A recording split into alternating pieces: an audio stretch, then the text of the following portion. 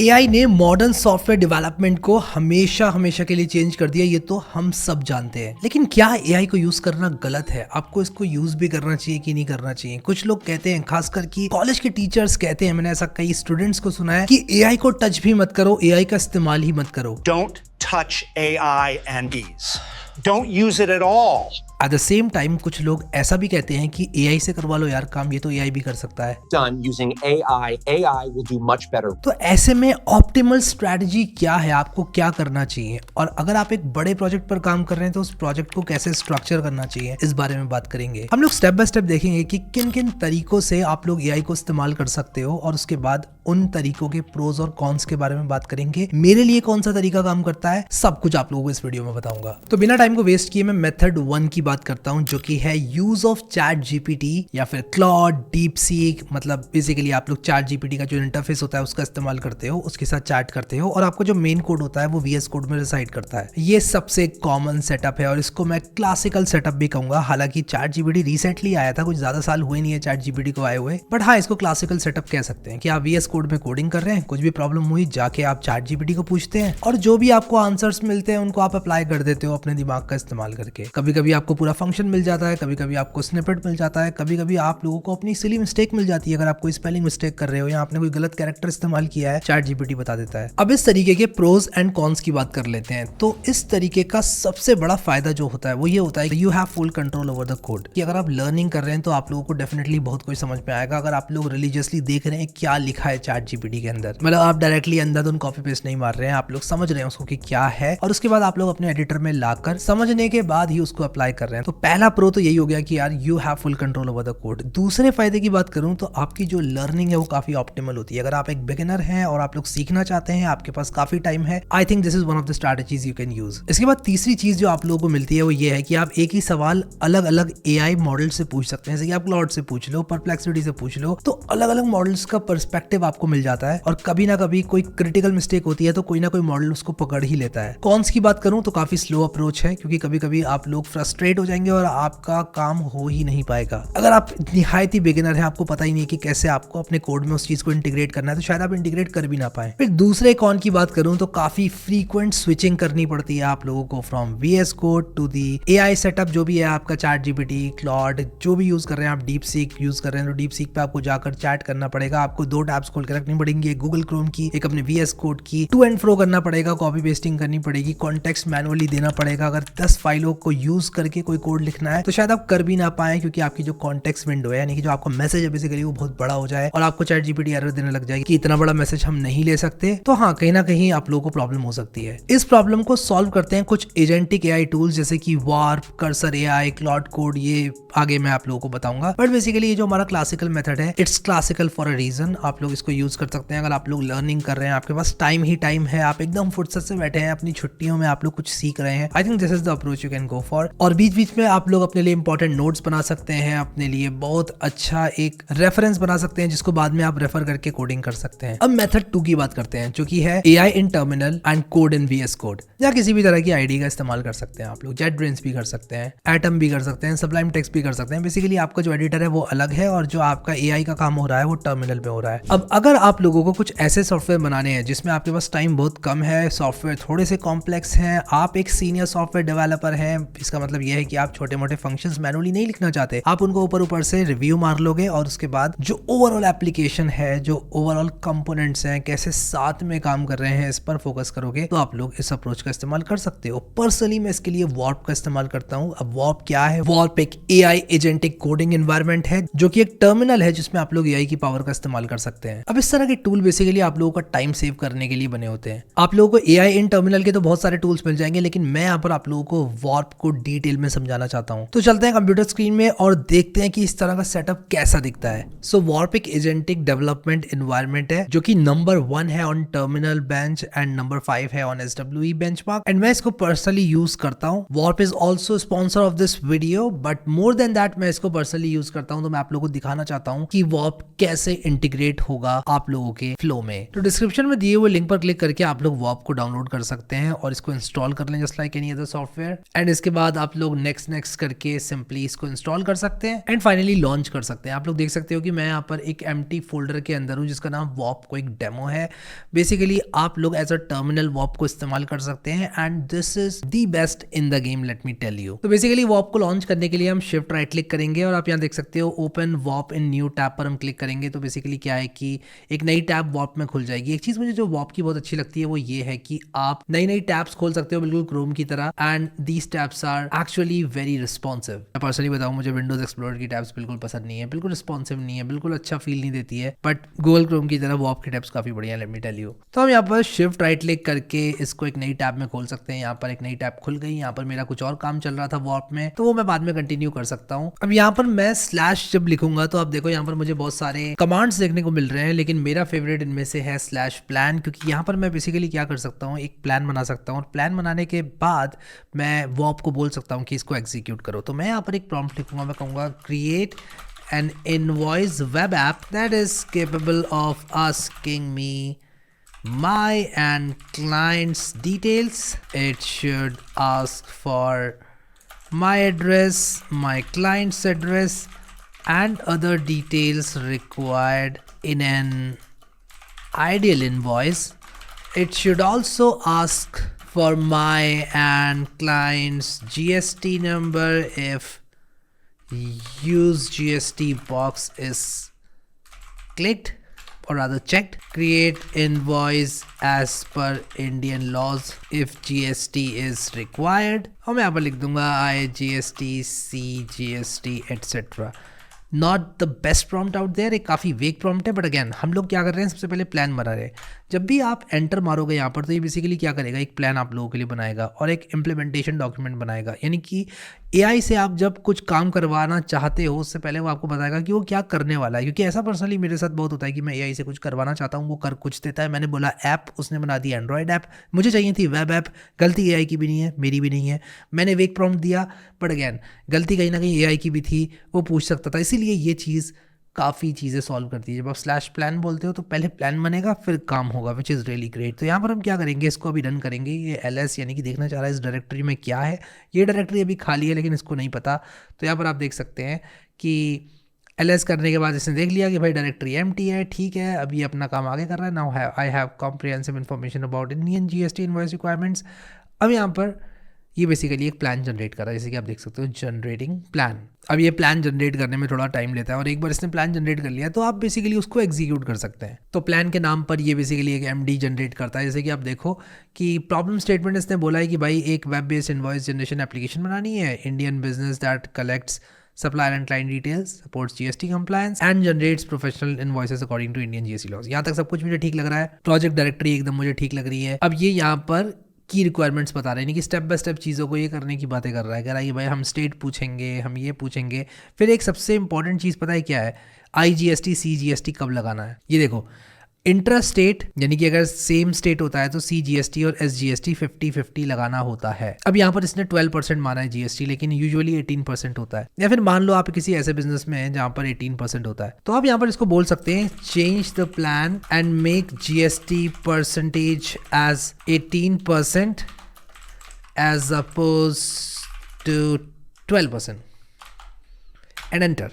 अब ये बेसिकली इसी प्लान को चेंज कर देगा, इसी प्लान को चेंज कर देगा। एंड यहाँ पर देखो ये प्लान को अपडेट कर रहा है, updating plan warping and it's quite fast. अब देखो यहाँ पर इसने 18% 99 कर दिया है इन केस ऑफ इंट्रास्टेट में इसने फुल 18% कर दिया है। Nice, I can give it a go ahead और मैं इसको बोल सकता हूँ कि भाई काम चालू करो। एक चीज़ यहाँ पर आपको दिखाना चाहता हूँ मैं, आप अपने पसंद का मॉडल चुन सकते हैं। अब आप कहोगे यार मैं तो हमेशा बेस्ट मॉडल ही चुनूंगा, नहीं भाई ऐसा नहीं होता है। अब यहाँ पर देखो कि एक चीज़ ये दिखा रहा है इंटेलिजेंस कितनी है, किस मॉडल की स्पीड कितनी है, कॉस्ट कितनी है। जैसे कि क्लाउड हाइको की बात अगर हम लोग करें तो भाई उसकी इंटेलिजेंस बहुत ज़्यादा नहीं है लेकिन उसकी कॉस्ट बहुत कम है। तो छोटे मोटे टास्क जैसे समराइजेशन वगैरह वो आप हाइको से करा सकते हो, लेकिन अगर आपके पास बहुत ही खतरनाक टास्क है तो आप हमेशा यूज़ करें अच्छे मॉडल्स। मैं कहूँगा 4.5 थिंकिंग का इस्तेमाल करें, लेकिन यह आपकी जेब थोड़ी ढीली कर देगा। ओपस अगर आप यूज़ करोगे तो भाई सबसे ज़्यादा कॉस्ट होती है ओपस की, तो वो चीज़ आप लोगों को देखना पड़ेगा। But again 4.5 Sonnet is best for most of the task. और अगर आपको नहीं पता कि आप क्या कर रहे हो, ऑटो पे छोड़ दो भाई, ये काम कर लेगा। अब मैं आपको दिखाना चाहता हूँ कि अगर आप लोग लेट्स से एक स्क्रीनशॉट अटैच कर रहे हो कुछ इस तरह से, मैं इसका ये स्क्रीनशॉट लेता हूँ और मैं बेसिकली क्या कर रहा हूँ कि इस स्क्रीनशॉट को वॉर्प में अटैच करूँगा। तो मैं यहाँ पर कंट्रोल वी करूँगा और मैं इसको बोलूँगा create the home page just like the screenshot attached and execute the plan start the dev server at the end और इसके बाद मैं एंटर मार दूंगा। अच्छा मैंने क्या अटैच किया अगर मैं ये देखना चाहता हूँ तो मैं यहाँ पर अटैच करने के बाद इस पर डबल क्लिक कर सकता हूँ और मुझे दिख जाएगा कि भाई मैंने क्या अटैच किया है। बाय द वे भी ये सब चल रहा है तो ये नहीं काम कर रहा है बट मैं आपको दिखाऊंगा। तो यार ये इसको काफ़ी चीज़ें करनी है तो मैं इसके कंप्लीट होने के बाद ही वापस आता हूँ।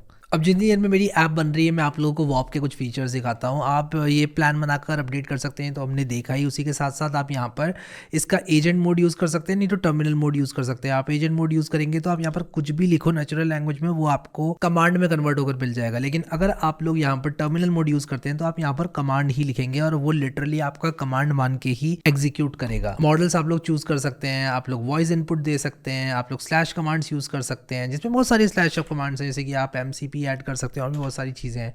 बट उसके लिए आपको जाना पड़ेगा एजेंट मोड में, ताकि आप स्लैश लिखेंगे तो यहाँ पर आपको कमांड्स दिखेंगे जैसे कि add MCP, create environment, add prompt. एक नई कन्वर्सेशन आप स्टार्ट कर सकते हैं। स्लैश प्लान तो हमने देखा ही था। अब आप कॉन्टेक्स्ट भी अटैच कर सकते हैं। फॉर एग्जाम्पल मान लीजिए आपके पास एक फाइल है, वो मान लो किसी एक पर्टिकुलर डायरेक्टरी के अंदर पड़ी हुई है और आप चाहते हैं उस फाइल को रेफरेंस करना या किसी भी एक प्रोजेक्ट डायरेक्टरी को रेफरेंस करना है। जैसे कि आप इस तरह का प्रॉम्प्ट डालते हैं कि भाई जिस तरह से मेरा पेमेंट इंटीग्रेशन इस ऐप में हुआ है उसी तरह मेरी इस ऐप में भी कर दो।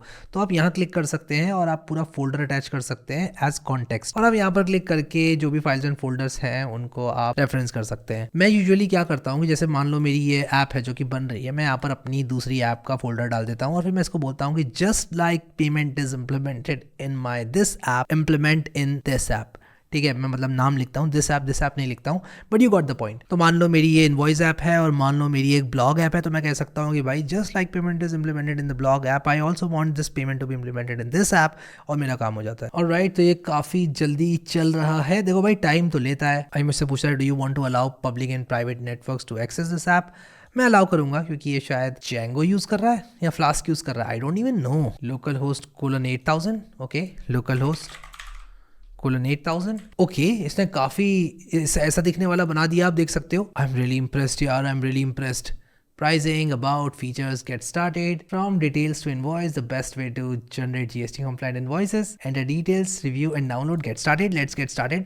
Business name, Code with Harry. Address, मान लो मेरा एड्रेस है let's say कोटपुर and let's say pin code है 111111 and मान लो मैं स्टेट सेलेक्ट करता हूँ उत्तर प्रदेश। वाओ, इसने सारे स्टेट्स भी ले लिए। I really like it। मान लो harry@codewithharry.com। फ़ोन नंबर मेरा मैं आपको बता देता हूँ, ये मेरा फ़ोन नंबर है, ये मेरा फ़ोन नंबर है। आप लोग प्लीज़ मुझे फ़ोन मत करना। मैं यहाँ पर set as default supplier information करता हूँ। अच्छा ये सप्लायर है, हाँ सप्लायर तो मैं हूँ, ठीक है। Next, client information. Client information कोई सेव क्लाइंट नहीं है। मान लो मेरा क्लाइंट है, कौन है मेरा क्लाइंट, मान लो फेसबुक मेरा क्लाइंट है और मान लो मैं लिख देता हूँ कैलिफोर्निया गली, पिन कोड ये है कैलिफोर्निया गली का और स्टेट मान लो कर्नाटका में है कैलिफोर्निया गली, ठीक है।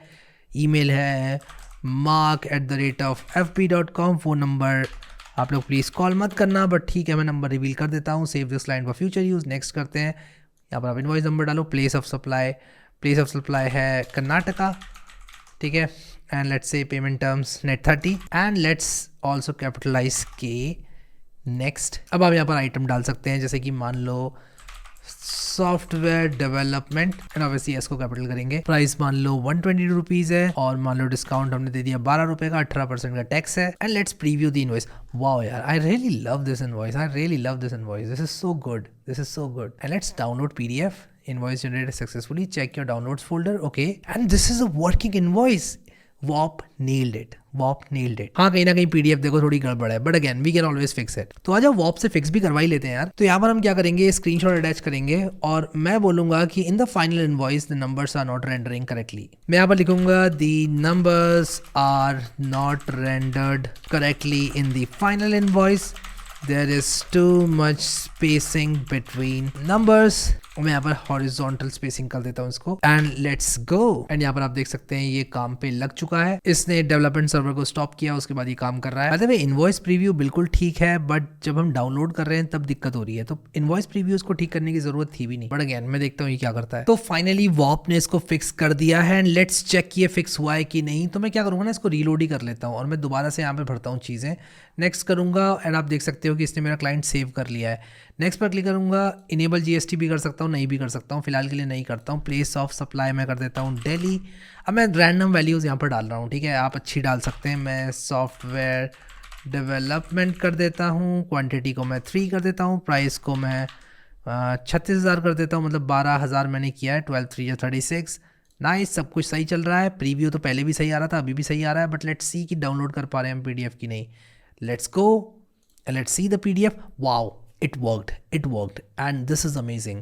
और आप यहाँ पर देख सकते हो this is a computer generated invoice and ये एक ऐसी एप्लीकेशन है जो कि मैं राइट अवे डिप्लॉय कर सकता हूँ एंड इवन इसका चार्ज कर सकता हूँ। ये एक सैस बन गया, मतलब बैठे बैठे सैस बन गया, आप देख सकते हो। अब एआई उतना अच्छा नहीं है सॉफ्टवेयर डेवलपमेंट में, लेकिन वॉप की एक्यूरेसी मुझे हमेशा से इंप्रेस करती है, which is why I personally use it जब भी मुझे टर्मिनल यूज़ करना होता है। हमारे पास कुछ और ऑप्शंस भी हैं, जैसे कि Claude Code is one, Amazon Q Developer CLI is one, but I really prefer Warp क्योंकि उसके अंदर मुझे एक्यूरेसी मिलती है, एक बहुत अच्छा एनवायरनमेंट मिलता है, plus I love these tabs, I really love these tabs. तो अगर आप चाहते हैं कि हम वॉप का यूज़ करके इससे भी एक कॉम्प्लेक्स प्रोजेक्ट बनाएं जिसमें कि हम काफ़ी चीज़ें ऐड कर रहे हों और पूरा कंट्रोल रखें कोड का, तो मुझे नीचे आप लोग कमेंट सेक्शन में ज़रूर बताना।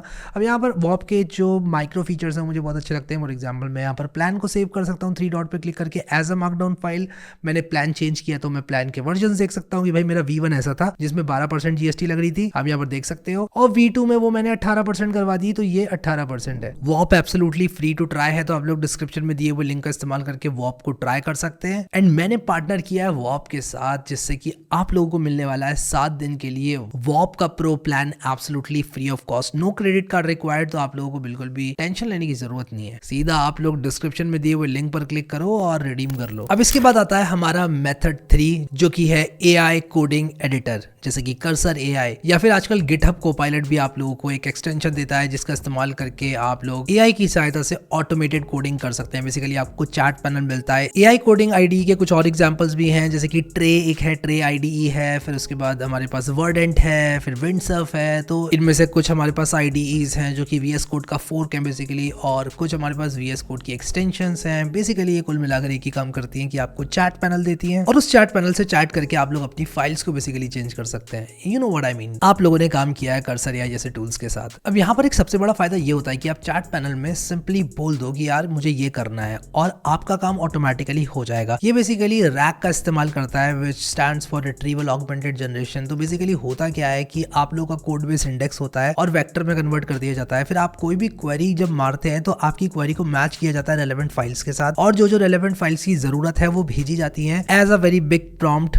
टू दी LLM, और LLM जो भी रिस्पॉन्स देता है वो आप लोगों को वापस से दिखा दिया जाता है चैट पैनल के रिस्पॉन्स में। और जो डिफ है, when I say diff I mean the code change, जो कि LLM ने सजेस्ट किया है वो अप्लाई कर दिया जाता है आप लोगों के कोड बेस में। तो दिस साउंड्स वेरी फन, और ये होता भी बहुत फन है। आप चैट करे जा रहे हैं और आपकी ऐप बने जा रही है, आप चैट करे जा रहे हैं, ऐप बने जा रही है, ओनली अंटिल आप एक कॉम्प्लेक्स ऐप नहीं बनाते हैं। Let me explain this to you. Pros and cons की बात करते हैं। प्रोज ये है कि आपको एक क्विक प्रोटोटाइप बहुत जल्दी मिल जाता है, और आजकल के जो मॉडल्स हैं, फॉर एग्जाम्पल क्लॉड का जो सोनेट 4.5 है वो काफी बढ़िया है और आप लोगों को क्विक प्रोटोटाइप्स बहुत जल्दी बनाकर दे देता है। बट इसका मतलब ये नहीं है कि आप अंधाधुंध इस तरह के टूल्स का इस्तेमाल करके कुछ भी बना सकते हैं। ह्यूमन इंटरवेंशन की जरूरत पड़ती है कॉम्प्लेक्स प्रोजेक्ट्स को बिल्ड करने में, और इसीलिए कंपनी सॉफ्टवेयर डेवलपर्स को भी हायर करती हैं। इसके प्रोस क्या हैं कि आप लोग बहुत जल्दी काम कर सकते हैं, कुछ भी प्रोटोटाइप बनाना है बहुत जल्दी बना सकते हैं, आपका टाइम बचता है। कॉन्टेक्स्ट अवेयरनेस बिल्ट इन होती है, यानी कि आप लोगों को कलेक्ट नहीं करनी पड़ती है फाइल्स की, यार मेरी ये वाली फाइल ये है, ये वाली फाइल ये है। जैसे कि हमने पहले अप्रोच में देखा था कि चैट जीपीटी में मैनुअली फाइल्स डाल रहे थे, यहाँ वो चीज ऑटोमेटिक होती है। और उसी के साथ साथ आप लोगों को डिफ दिखा दिया जाता है, यानी कि क्या चेंज आपकी फाइल में होने वाला है उसको आप एक्सेप्ट कर सकते हो, रिवर्ट कर सकते हो। तो काफी कन्वीनियंट हो जाता है एक बार आप इस तरह के टूल को इस्तेमाल करते हो। तो अब बात कर लेते हैं कॉन्स की। एक सबसे बड़ा कॉन जिसके मैं अगेंस्ट हूं, यानी कि मैं इसको यूज नहीं करना रेकमेंड करता हूं, फॉर दिस रीजन कि आप अपने कोड का कंट्रोल खो बैठते हैं। इसका मतलब ये है कि अगर आपका ये प्रोजेक्ट फन प्रोजेक्ट नहीं है, प्रोटोटाइप नहीं है, तो आप लोग अपने कस्टमर्स को इसको शिप नहीं कर सकते, और अगर आप लोग करते हैं तो आप बहुत बड़ी गलती गलती कर रहे हो। रीजन बीइंग कि आपके कोड में कभी ना कभी कोई बहुत बड़ी प्रॉब्लम आ जाएगी और ऐसी प्रॉब्लम आने के बाद आप उसको सॉल्व भी नहीं कर पाएंगे, क्योंकि भाई कोड का तो कंट्रोल था ही नहीं आपके पास कभी, और उस टाइम पर फिर मैनुअली कोड को समझना बहुत ज्यादा मुश्किल हो जाएगा। कभी कभी एआई सिंपल सी चीजों को बहुत कॉम्प्लेक्स तरीके से करता है और मुझे इस चीज से बहुत ज्यादा नफरत है। कभी कभी एक काम simply 2 line of code change करके किया जा सकता है, उसके बाद भी एआई क्या करता है कि एक फंक्शन लिखता है, उसका उस फंक्शन के लिए एक और फाइल बनाता है, इस तरह के काम करना शुरू कर देता है, तो आपका कोड बेस प्लॉट हो सकता है। और हाँ, अच्छे से अच्छा एआई मॉडल ये गलती करता है। So while your code works, it is not the best code out there, it is not the best way to solve that problem. फिर जो बग्स होते हैं वो एक इतनी हाई लेवल के आजकल होते हैं ना कि आप लोग उसको ढूंढ ही नहीं पाओगे। वो बग्स जो हैं वो स्ट्रेट फॉरवर्ड बग्स नहीं होते हैं, कुछ ही यूज केसेस में वो काम नहीं करेंगे। AI generated code is not at all efficient, not at all. आज की तारीख में 100% एफिशिएंसी कॉम्प्लेक्स प्रॉब्लम्स पर एआई नहीं देता है, और ये बात सिर्फ उन लोगों को पता है जिन्होंने एआई को इस्तेमाल किया है फॉर कॉम्प्लेक्स प्रोजेक्ट्स। मैं टू डू लिस्ट की बात नहीं कर रहा हूँ, मैं नोट्स ऐप की बात नहीं कर रहा हूँ, मैं टिक टैक टॉक गेम की बात नहीं कर रहा हूँ, हम बात कर रहे हैं इंडस्ट्री ग्रेड सॉफ्टवेयर की। मैं पर्सनली आपको एग्जांपल देता हूँ। मेरे पास codewithari.com का सोर्स कोड है, एक काफी कॉम्प्लेक्स एप्लीकेशन है क्योंकि इसके अंदर हम काफी चीजें करते हैं। उसके बाद इतने सारे स्टूडेंट्स codewithari.com पर आते हैं तो हमें उसको स्केल भी करना है, हमको इंश्योर करना है कि वेबसाइट काफी फास्ट चले, एक्सपीरियंस बहुत स्मूथ रहे सारे स्टूडेंट्स के लिए। वीडियोज हैं, कंटेंट है, इतने सारे लोग एक्सेस कर रहे हैं, ऑथेंटिकेशन सिस्टम है। फिर कभी कभी स्पाइक भी आ जाती है, वहां पर भी जो डेवलपमेंट है उसको डिप्लॉयमेंट के साथ सिंक करना पड़ता है कि यार कैसे डेवलपमेंट करें such that high traffic days पर भी हम ऐप को बहुत स्मूथली चला पाए। तो जब छोटे छोटे टास्क मैं उस ऐप में एआई को करने को देता हूँ ना, तो एआई नहीं कर पाता है और मुझे चेंजेस को रिवर्ट करके खुद से ही चेंजेस करने पड़ते हैं, क्योंकि मैं कभी भी codewithari.com की जिम्मेदारी जो मेरे कंधों पर है कि वेबसाइट स्मूथ चले उसको एआई को नहीं दे सकता। और मैं रिस्क नहीं कर सकता कि यार एआई को ऐसा कोड लिख दे जिसकी प्रॉब्लम यूजर्स को मे बी 1 हफ्ते बाद हो या 2 महीने बाद हो और मैं उसको सॉल्व भी ना कर पाऊं। आज की तारीख में मुझे पूरा कोड याद है कि कैसे लिखा हुआ है, कौन सी फाइल क्या करती है। हाँ, मुझे कभी कभी थोड़ा बैठना पड़ता है क्योंकि it's a very complex application, but complex applications के लिए ये वाला जो एआई कोडिंग एडिटर वाला मेथड है ये बिल्कुल भी अच्छा नहीं है।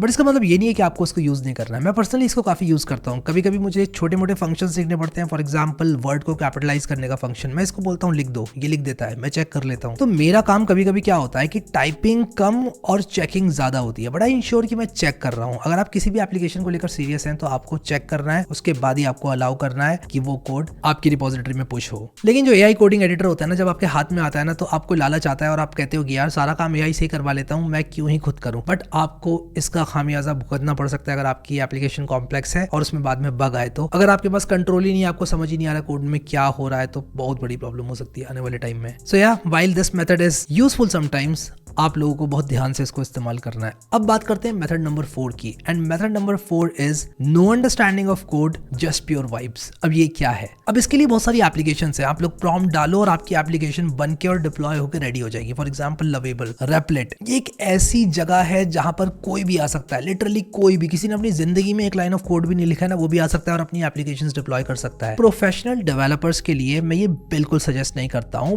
बट मैं इसको कभी कभी सजेस्ट करता हूं जब आपको एमवीपीज बनाने हैं, जब आपको क्विकली कोई ऐसा टास्क सॉल्व करना है जो कि शायद आप लोगों के मेन वर्कफ्लो में लॉन्ग टर्म के लिए इंटीग्रेट हो ही ना। Late me explain. मान लो मुझे इनवॉइस जनरेट करनी है और मुझे एक इनवॉइस ऐप बनानी है। शायद मैं उसको खुद से कोड करके खुद से डिप्लॉय नहीं करूंगा, क्योंकि ना ही तो मुझे उसको स्केल करना है, मुझे उसको पर्सनली यूज करना है, मुझे पर्सनल यूज के लिए चाहिए। तो मैं रेपलेट पे जाऊंगा या लवेबल पे जाऊंगा, बोलूंगा कि भाई एक इनवॉइस ऐप बना दो और वो मुझे बनाकर दे देगा। बट बात की जाए अगर प्रोग्रामिंग की, कोडिंग की, long term maintainability of code की, पहली बात तो यहाँ पर कोड कभी कभी डाउनलोड हो जाता है, बट अगर कोड डाउनलोड हो भी रहा है ना, उसके बाद भी उस कोड को इस्तेमाल मत करो। It's not at all recommended for professional developers. Pros की बात करें तो quick demos, products, results, prototypes quickly मिलता है आपको, fastest way to build an app. But again सिर्फ सिंपल एप्स ही मैं बनाता हूँ इस तरह के मेथड का इस्तेमाल करके। अगर आप कॉम्प्लेक्स ऐप बना रहे हो तो प्रॉब्लम में पड़ोगे। अब कॉन्स की बात करें तो बहुत ही ऑब्वियस है, एक्सट्रीमली रिस्की। अगर आप लोग इसको अपने कस्टमर्स को दे रहे हो, आप इसको एक कस्टमर फेसिंग ऐप बना रहे हो, एक्सट्रीमली रिस्की। आपका डेटा चुराया जा सकता है। एआई आजकल बहुत बेसिक गलतियां करता है और उन बेसिक गलतियों को अगर किसी हैकर ने एक्सप्लॉइट कर लिया तो आपके यूजर का डेटा चला जाएगा। हो सकता है कि आपकी ऐप ही कॉम्प्रोमाइज हो जाए। फिर अगर थोड़ा सा भी फाइनाइल फाइनेंशियल चीज जुड़ी हुई है आपकी ऐप से या कुछ भी क्रिटिकल डेटा यूजर का जुड़ा हुआ है तो आप बहुत बड़ी प्रॉब्लम में आ सकते हैं। तो हाँ, as a developer method 4 is not at all recommended. So all in all अगर मैं बात करूं तो AI आपकी प्रोडक्टिविटी को काफी बढ़ा सकता है, आपकी लर्निंग को बढ़ा सकता है। आप इसको डेफिनेटली यूज करो। अगर आपसे कोई कह रहा है कि AI को बिल्कुल यूज मत करो या AI को यूज करने से आपका नुकसान होगा, probably that is not the best advice out there. आपको AI को यूज करना है। द की इज कि आप लोग को उसको स्मार्टली यूज करना है एंड ब्लाइंडली यूज नहीं करना है। अब चाहे आप ChatGPT यूज कर रहे हैं, किसी AI कोडिंग एजेंट का यूज कर रहे हैं या फिर एजेंटिक AI टर्मिनल का यूज कर रहे हैं जैसे कि वार्प हमने देखा, हमेशा अपने कोड के कंट्रोल में रहो, अपने कोड को कंट्रोल में रखो। आपको पता होना चाहिए कि कौन सी फाइल आपने क्यों लिखी है और कौन सी फाइल का क्या रोल है आपके कोड बेस में। अब अगर आप मुझसे पूछो मैं पर्सनली क्या यूज करता हूं, सबसे पहले तो